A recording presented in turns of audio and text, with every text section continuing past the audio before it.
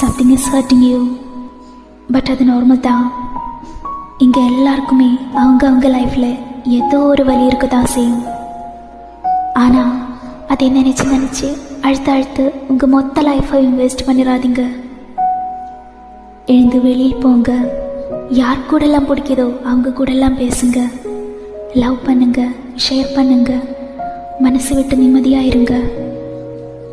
நம்ம எப்போல்லாம் புது விஷயங்களை தெரிஞ்சிருக்கிறாமோ இல்லை புது விஷயங்களை ட்ரை பண்ணுறாமோ அப்போல்லாம் நமக்குள்ள இருக்க காயமோ இல்லை வெளியோ அது சீக்கிரமாக ஆறிடும். ஒரே இடத்துல உட்காந்து அழுந்திட்டு இருக்காதீங்க.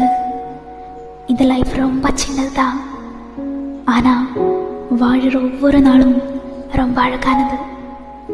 அதை எப்பவும் மறந்துடாதீங்க.